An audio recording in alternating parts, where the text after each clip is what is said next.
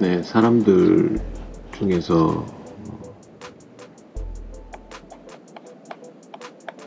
난 내림을 한다, 중층을 한다, 이렇게 표현을 하죠. 보통 이런 표현 하시는 분들 보면 내림을 한다 라는 거는 바닥에 붙인다, 이거는 띄운다, 이런 개념으로 사용할 때 이렇게 쓰시더라고요. 그렇지만 이거는 제대로 된 표현은 아닙니다. 왜 그러냐면 이 내림이라는 단어를 사용하게 된 계기가 그런 의미는 아니기 때문에 그렇습니다.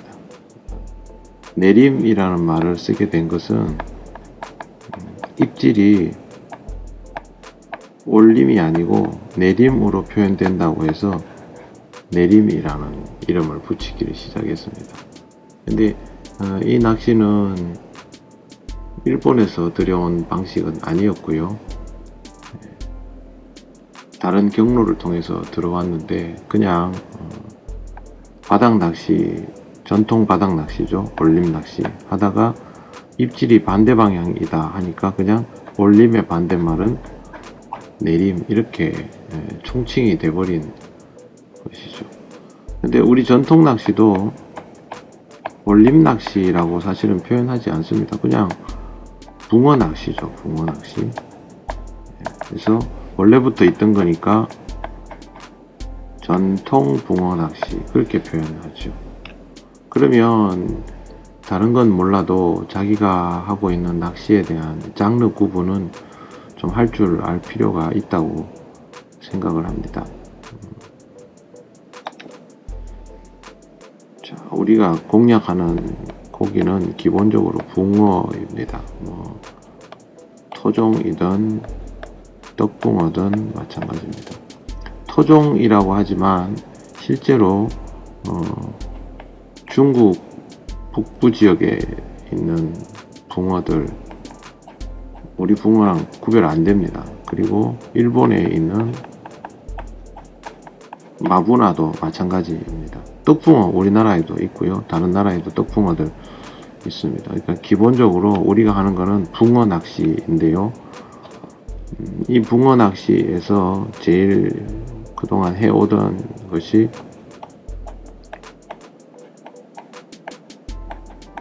그래서 이게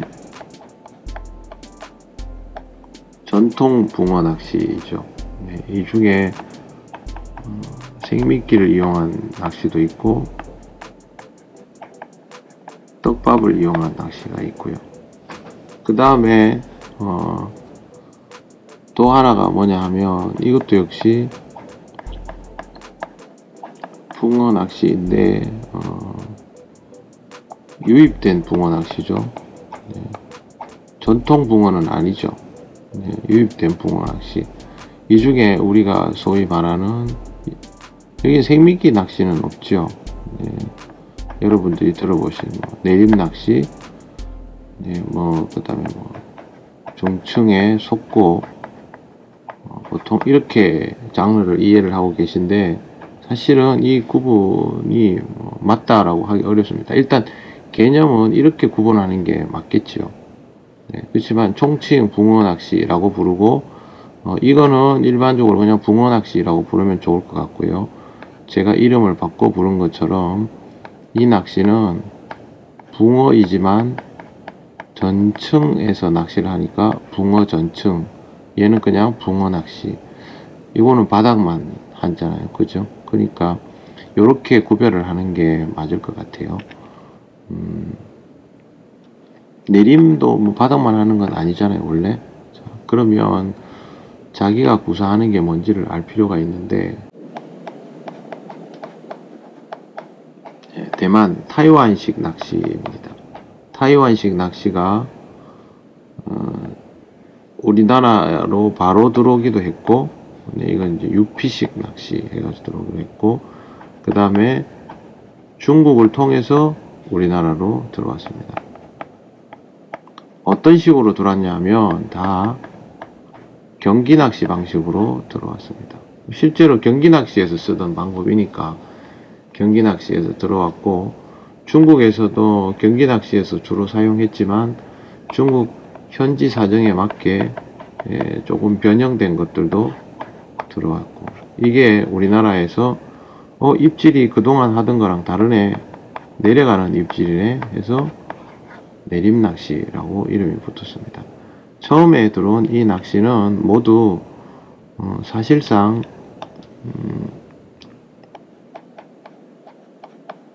경기인들을 위해서 들어온 낚시라고 하면 됩니다. 왜 경기인들을 위해서 들었냐면 주어진 시간 안에 최대한 많이 잡기, 이게 목적이었어요. 우리나라 전통 붕어 낚시에서 그 승부를 가를 때 어떤 식으로 낚시를 하냐면, 제가 알고 있기로는 마리수가 아니라 2마리면 2마리, 아니면 3마리면 3마리 해서 자기가 잡은 것 중에 제일 큰 거, 길이죠, 길이. 우리나라는 길이. 근데 경기 낚시 할 때 보면, 경기 낚시는 이 내림 낚시, 경기 낚시는 다 마리수 위주였습니다. 그러니까 뭐 크든 말든 마리수 많으면 이기니까 당연히 속공으로 갈 수밖에 없죠. 이렇게 된 이유가 있습니다.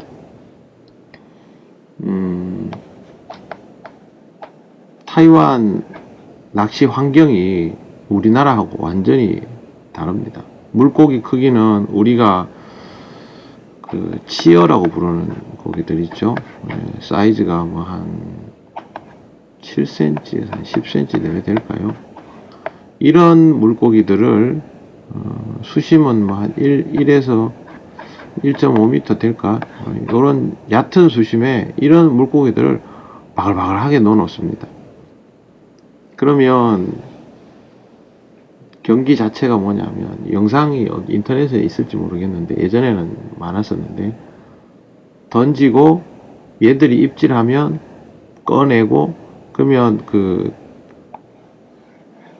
살림망이죠, 살림망 위에 이렇게 쇠짝대기가 딱 있어 가지고요, 채비를 받아서 바로 여기에 바늘이 탁 걸리게 해가지고 물고기가 떨어지는 그 정도의 속도전을 했습니다. 그러니까 여기는 집어 개념도 별로 중요하지 않고요. 목내림 이런 거는 애시당초 의미가 없고요. 일단 빨리 집어넣고 빨리 입질 보고 빨리 회수하고, 이거 잘하면 이기는 겁니다. 속도전이죠. 그래서 이거는 속공 낚시라고 부릅니다. 그래서 타이완 쪽에서 온 것, 중국에서 온 것들은 다 속도전인데, 이게 우리나라에서 이제 처음에는 내림 낚시로 구분이 안 돼 있었죠. 토종붕어나 뭐 중국 붕어 들어올 때도 마찬가지지만, 경기하면 지금은 편대 낚시 이런 것들도 굉장히 속도전이 하지만, 초창기에는 이거 상대가 안 되죠. 이 사람들은 그냥 막 빨리 잡아내는 스타일이니까. 그래서 이게 굉장히 위력적이다 라고 했고, 실제로 양어장의 개체수가 많으면 위력을 떨쳤습니다. 그러다 보니까 이제 내림 낚시는 고기 많이 잡는 낚시라고 이제 자리가 잡혔는데, 중요한 건 뭐냐 하면요, 내림 낚시 채비입니다.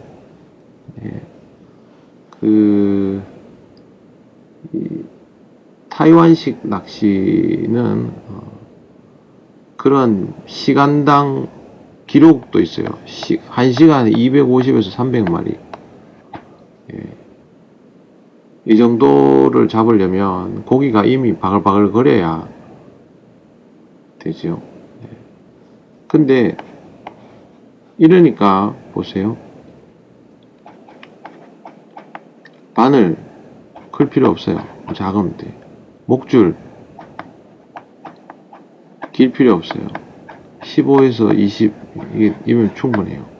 단차 3cm 아주 크면 5cm, 네가 경기 실제 경기에서 이렇게 안 했어요. 이게 특징이에요. 찌도 그냥 솔리드 저부력 빨리 내려서 뭐 목내림 시키고 그런 개념이요. 필요가 없었어요. 그냥 꽂아가지고 가라앉으면 가라앉다가 나오는 입질이면 끝나요. 그러니까 떡밥도 작죠. 굉장히 작은 떡밥. 그러다 보니까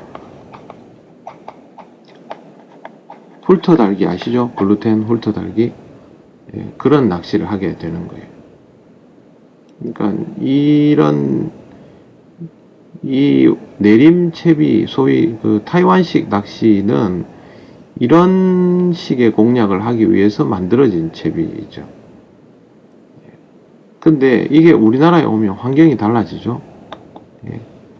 첫째, 우리나라 낚시터는 기본적으로 개체수가 적고 노지는 말할 것도 없고, 그러면 이런 방식에 적용을 하면 문제가 생겨요. 왜 그러냐면 15에서 20cm, 15, 20이 아니고 15cm짜리 3cm 단차면 15, 18 아니겠어요? 아니면 20에 23, 20에 23. 근데 이게 수심이 1m 정도일 때는 가능해요. 중축낚시에서도 수심 1m에서는 이런 목줄을 씁니다. 단차는 물론 이보다 벌어집니다. 단차가 좁은 이유는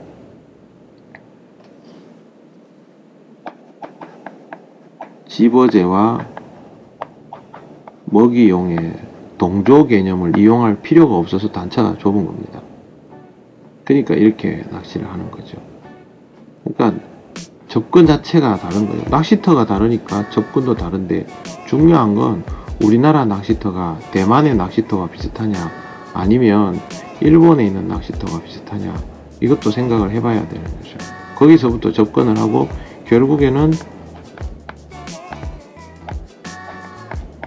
우리 낚시터에 맞는 기법이 정착돼야 되는 거예요. 현실적으로는 그렇게 적응을 해 나가고 있는 상태예요.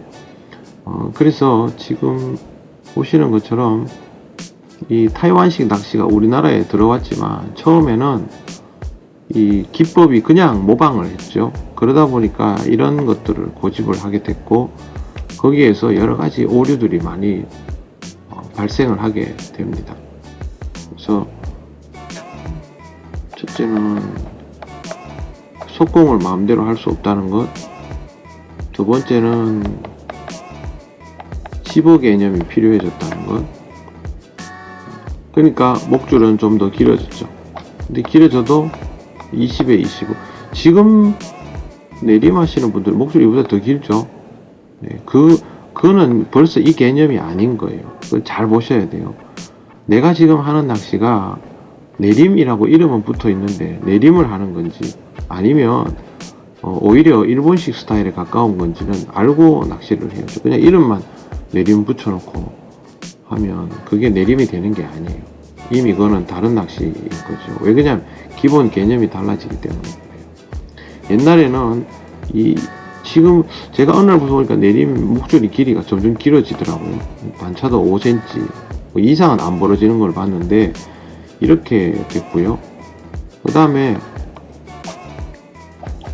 우리나라는 보리, 어분, 바라케 다 쓰죠. 근데 얘네를 우리는 예전에 경기인들을 보면 폭탄이었습니다. 밥이. 경기 시작하면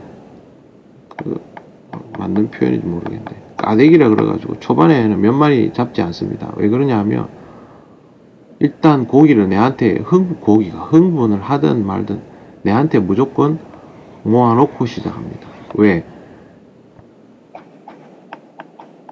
과집어가 고기가 한 마리도 없는 것보다 낫다고 생각하니까. 그리고 이렇게 모아놓으면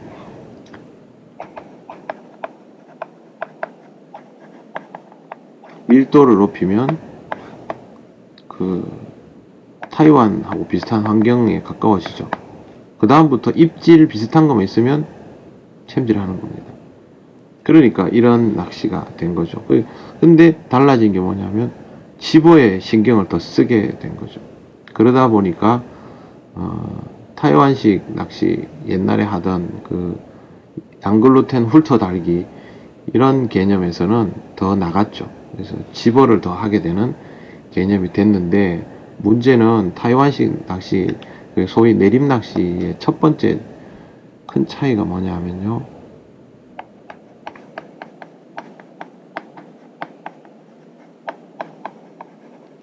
윗바늘은 먹이용,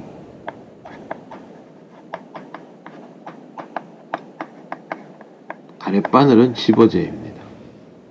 이건 지금 우리가 하는 거랑 반대의 개념이죠. 이게 정통 내림낚시입니다. 이거 반대로 하면 내림낚시 개념이 아니에요, 사실은. 본인들은 잘 모르죠. 내가 바꿔서 하면 그만이지. 바꿔서 하면 그만이죠. 근데 그게 과연 내림낚시라고 이름 붙여야 되는 낚시인지를 잘 생각을 해보셔야 돼요. 아까 얘기한 것처럼 단차에 대한 이해도가 달라지면 그게 내림낚시의 범주를 벗어나는데, 내림낚시는 원래 단차가 3에서 5cm가 맥스예요. 이상 안 갔어요. 그러다가 나중에 세미 단차라는 걸 하게 되면서 단차가 10cm 이상, 10cm 정도가 됐죠. 이것도 변형되는 거죠. 우리나라에서 하는 방식이에요, 이게.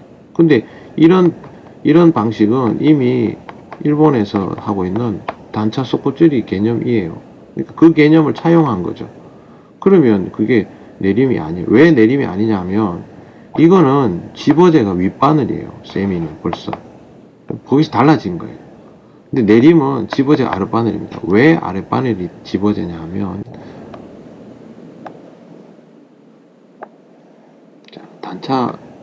단차를 최대한 벌려봤습니다. 단차가 3cm면 두 바늘의 간격은 실제로 굉장히 좁습니다. 그리고 만약에 우리가 자주 가는 노지 같은 데서는 단차 3cm면요 그냥 바늘이 붙어 있다고 볼 정도입니다. 어쨌든 이렇게 있을 때 우리는 윗바늘에 집어제를 달고 아랫바늘에 먹이용을 달죠.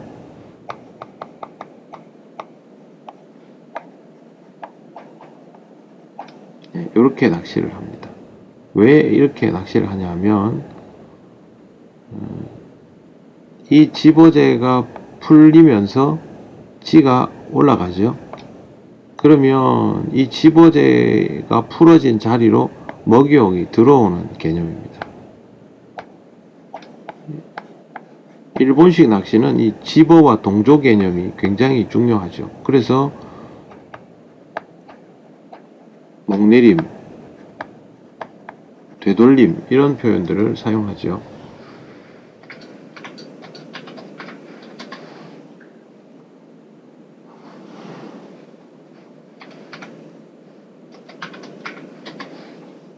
그렇지만 이 타이완식 낚시는 이런 개념이 아니에요.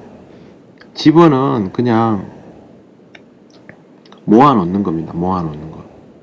이 영역 자체에다가 모아놓는 형태이고, 대신에 아랫바늘에 먹이용을 달아버리면 윗바늘에 집어제를 달면 이게 무거울 거 아니에요? 그러면 얘가 텐션이 딱 잡혀있는 상태에서는 이게 입질이 나도 표현이 잘 안 된다는 생각을 한 거예요. 실제로 그랬을 수도 있고요. 그래서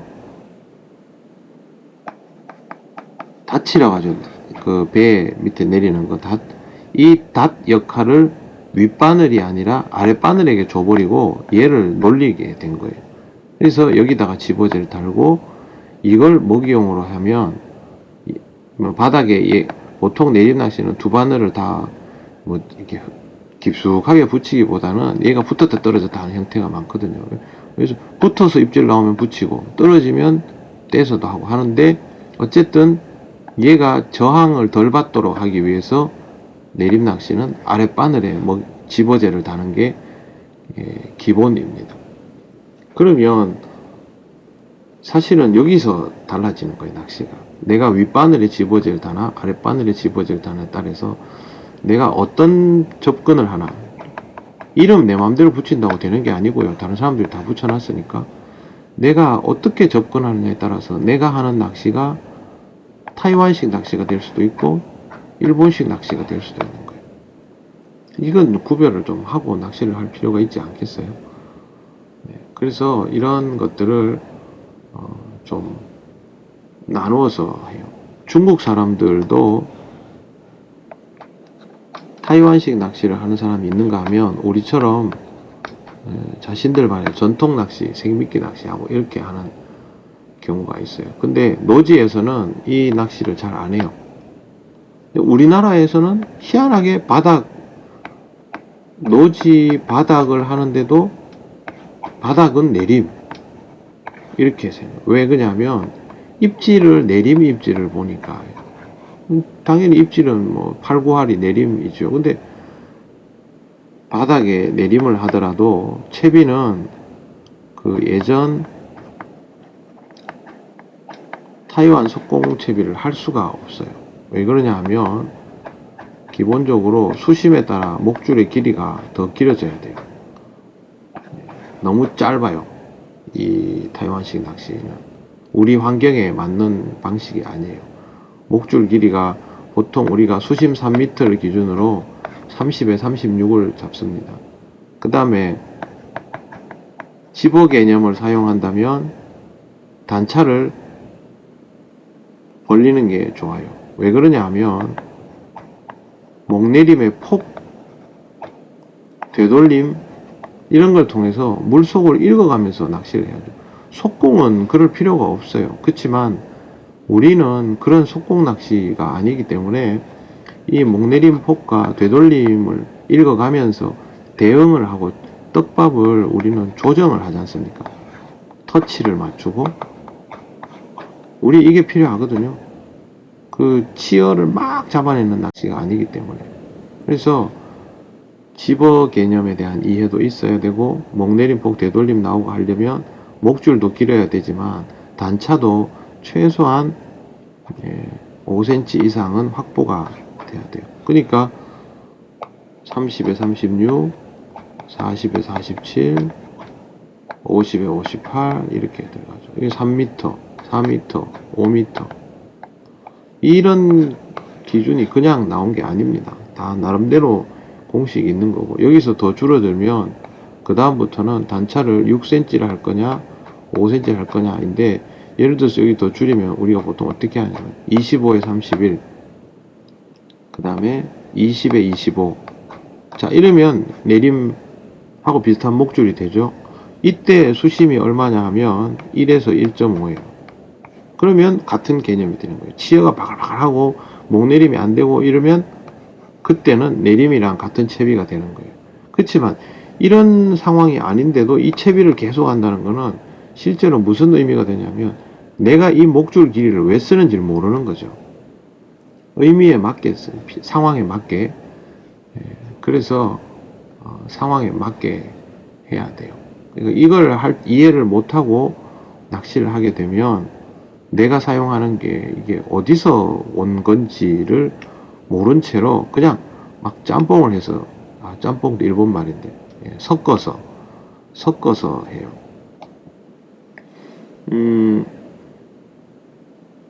낚시 제가 뭐 일본식 낚시 얘기한다고 저한테 뭐라는 사람 많은데 이거는 전문 영역이고 그 언어가 표현하는 뉘앙스 때문에 사용하는 거예요. 그리고 우리말로 할 수 있으면 우리말로 하는 게 좋다고 생각해요. 저층 중층 낚시보다는 바닥 띄울 낚시 이게 우리말이잖아요. 그래서 저는 이런 게 더 좋다고 생각하고 하는데 지금 어려운 게 뭐냐 하면요 우아즈리 오치코미 초이기리 이런 표현들 이런 게 어려워요. 그 다음에 사소이 사소이는 뭐 제가 꼬시기라고 쓰기 시작했고요. 근데 이런 표현들이 뉘앙스가 달라져 버려서 좀 이제 어려운데, 그래도 제 지인들하고는 같이 고민하면서 우리말 표현을 사용하는데 좀 더 정착을 시켜보려고 애를 쓰고 있어요. 제 지인들은 저보다 낚시 다 더 잘합니다. 잘하고 열심히 하는 사람들이라서 이제 그분들하고 같이 이제 의논해가면서 하고 있죠.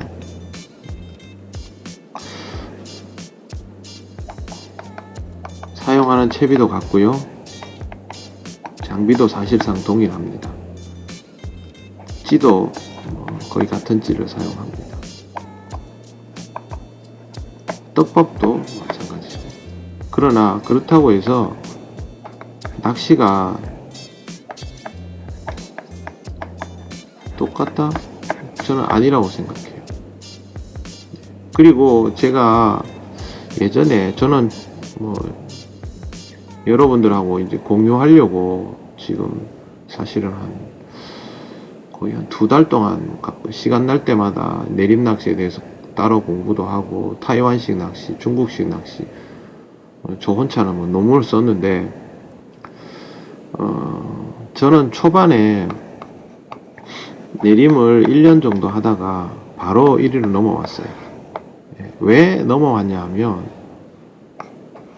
이걸 할 때는 내가 왜 이 채비를 하는지, 목줄 길이는 왜 이렇게 쓰는지, 이런 찌에 이런 움직임이 나왔을 때는 어떻게 대응해야 되는지 이런 걸 하나도 몰랐어요. 가르쳐 주는 사람도 없었고. 그러니까 원리를 몰랐던 거죠. 근데 지금도 보면 그거에 대한 이해가 없이 대부분의 사람들이 모방을 합니다. 그리고 이렇게 모방을 하다 보니까 전부 경험만 있고 나름의 공식, 규칙, 법칙 이런 것들이 정립이 안 돼요. 한번 봐보세요. 내림 낚시에 대해서 얘기하시는 분들 보면 제각기 달라요. 그렇지만 제가 하고 있는 이 낚시는 거의 나름대로의 그 이론이 정립돼 있어요. 그리고 그게 그냥 따라해라, 그냥 따라하는 건 본인이 잘못하는 거예요. 그렇게 하는 원리가 있고 이유가 있거든요. 그래서 납득이 되니까 그렇게 하는 거예요. 그리고 일본하고 우리하고도 낚시터 환경이 다릅니다. 그래서 그거는 우리한테 맞도록 토착화를 시켜 나가야 되는 부분이죠. 예를 들면 잡어가 너무 많다. 일본에도 잡어 많아요. 많은데 우리나라 잡어는 상상 초월이다.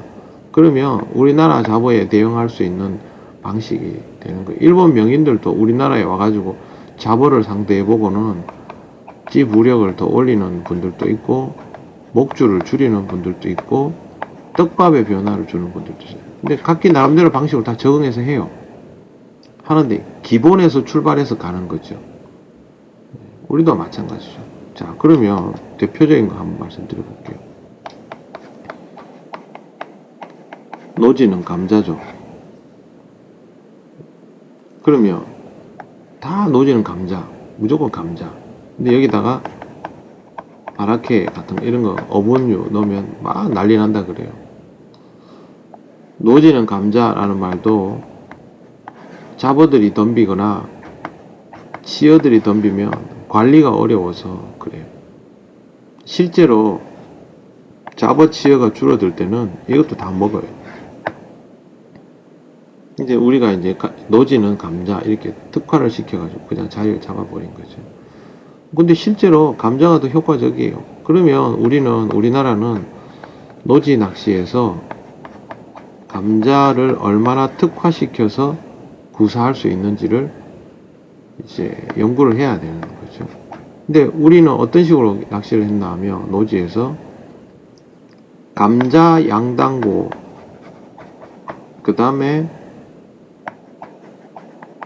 감자 글루텐 세트, 요거까지 하고 더 추워지면 안 했어요. 그리고 추워지면 수로로 가서 이걸 할 수 있는 데를 찾았던 거예요. 이렇게 하면 이제 할 줄 아는 것만 하는 거죠. 제가 추워지면서 했던 게 뭐냐 하면 감자와 그 백색 후죠. 백색 후. 그리고 소량의 어분 과립. 이걸 이용해서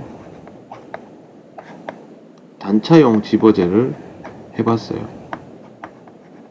그리고 먹이용도 글루텐도 했지만 우동도 했어요. 다 돼요. 우동도 돼요. 그래서 감자를 베이스로 한 단차 바닥 낚시가 노지에서 우동 먹이로 되더라고요. 이러면 한겨울에도 낚시를 할 수 있는 거예요. 노지에서도. 추위만 이기면. 그래서 이게 이제 나중에 자리가 더 잡히면 제가 이게 이렇게 된다라고 확실하게 얘기를 할 수 있는데, 일단 저는 확실하게 돼요. 이게 더 추워졌을 때를 어떻게 하는지, 그 다음에 노지에서 양우동이 먹히는지 이제 좀 더 추워지면 나가서 해볼 생각이거든요. 이런 것들을 해가지고 이제 자리를 잡게 해야죠.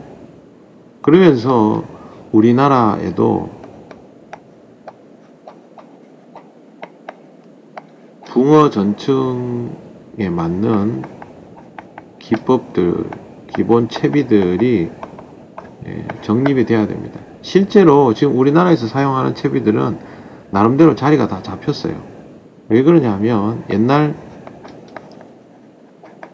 타이완식 채비를 이제 거의 안 써요. 그리고 기본적으로 내림 하신다는 분들도 윗바늘에서 집어제 다시잖아요.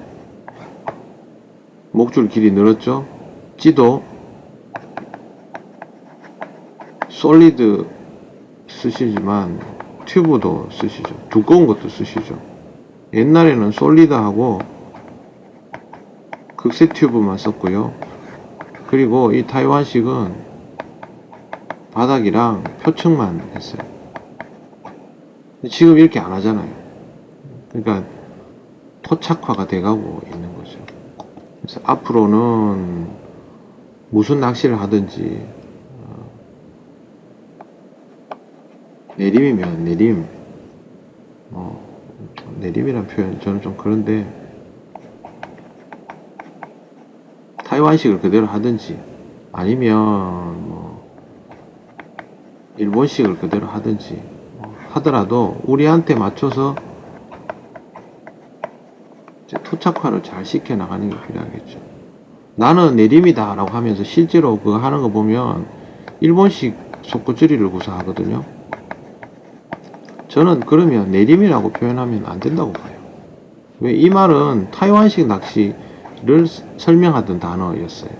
일본식 낚시면 그냥 속구줄이라고 하든지 중축 낚시, 떡붕어 낚시 하든지 이렇게 표현하는 게 맞지 않을까요? 용어를 저는 좀 정확하게 쓰는 게 좋다고 생각을 하거든요. 무슨 낚시를 하든지 왜 그런 기법과 채비를 쓰는지 이유를 좀 알고, 내가 하는 낚시가 이런 낚시인지 이런 낚시인지 아니면 또 다른 방식으로 토착화 된 낚시인지 그 정도는 좀 알면서 낚시를 해야 이게 공부가 되고 개념화도 됩니다. 그렇게 하지 않으면 늘 제자리 걸음입니다. 낚시터는 해마다 경향이 있습니다. 그리고 계속 변화가 됩니다. 일본은 대형어들 위주의 낚시로 점점 가고 있고요. 일본 같은 경우는, 우리나라 같은 경우는 개체수 부족, 총체적 난국이죠. 이거는 뭐 관리터, 노지 할 거 없습니다. 고기 씨가 말라가고 있어요.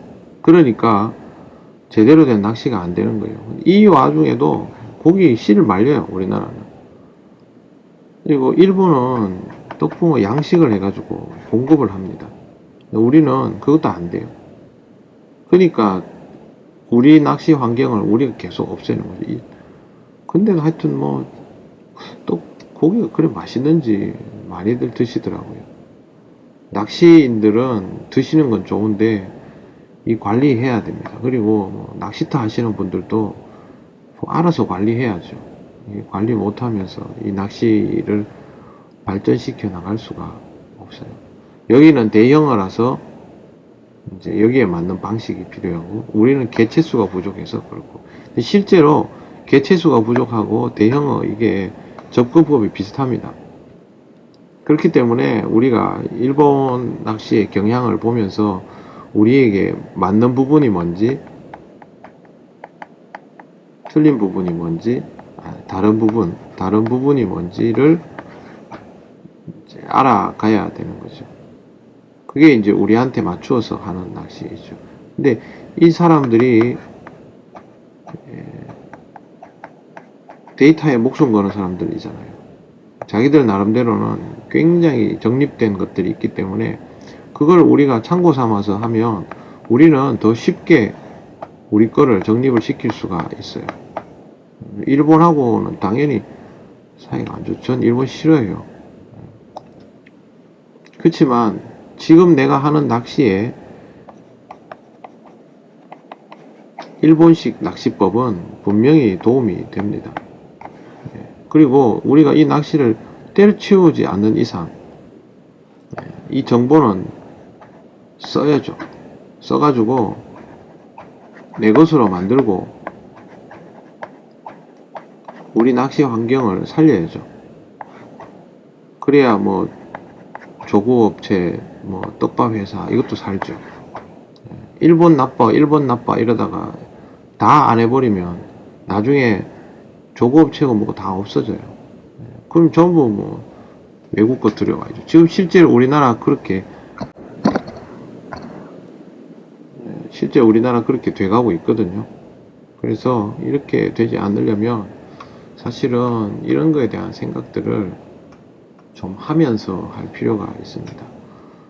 그리고 이 일본식 낚시가 이 스펙트럼이 굉장히 넓습니다. 기회가 되면 일본에 어떤 기법들이 있는지를 쭉 한번 소개를 시켜 드릴 텐데, 그걸 보시면 우리가 뭐 타이완을 통해 들여왔던, 중국을 통해 들여왔던, 우리가 현지 토착화 시켜서 했던 뭐든 그게 거의 이 안에 다 들어있다고 봐야 됩니다. 그런 거 하는 데는 이 사람들이 뭐 그런 것만 잘하죠. 그러다가 우리한테 이제 반도체 사업 뺏겼는데, 일본이 가진 장점들을 우리는 잘 써먹고 우리 것으로 제대로 만들면 우리나라는 또 이 기능이 뛰어난 민족 아닙니까? 그래서 실제로 얼마든 잘할 수 있습니다. 실제 지금 일본의 떡붕어 낚시 대회에서 우리나라 선수들이 우리나라 대회에서 이제 상위 랭커들이 일본에 가서 시합을 하거든요. 근데 하나도 안 밀립니다. 물론 이제 낚시 전체에 대한 이해는 좀 부족할 수도 있겠지만 워낙 기능이 뛰어나기 때문에 우리나라 사람들 대단합니다. 축구 저변 좁아도 우리가 일본한테 축구 안 지잖아요. 낚시도 마찬가지입니다. 그래도 필요한 건 배워야죠. 배워서 이겨야죠. 일본을 피할 게 아니고 저는 극일 할 필요가 있다고 생각합니다. 이 부분은 낚시 얘기하다가 이런 얘기까지 하게 됐는데요. 자기가 구사하는 낚시가 어떤 경로로 들어왔고 어떤 방식인지, 내가 먹는 게 김치인지 단무지인지 구별은 하면서 먹어야 되지 않겠어요. 그래서 오늘은 낚시 이야기를 좀 해봤습니다. 들어오셔가지고 뭐 일본식 낚시 가르친다고 막 뭐라는 분들 마음은 이해합니다. 그러나 그런 거 하고 싶으면 좀 더 알아보고 하시면 좋겠어요. 그리고 모든 낚시를 내림낚시라고 총칭하는 거는 저는 옳지 않다고 생각합니다.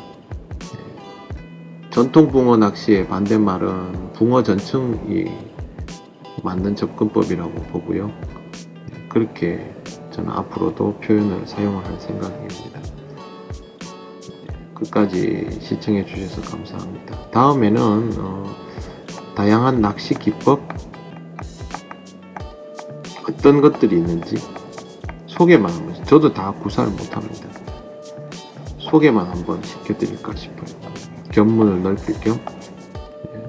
평생 공부죠. 이 기법만 몇십 가지니까요. 한번 소개를 간단하게 시켜드려 보겠습니다. 네, 그럼 다음에 뵙겠습니다.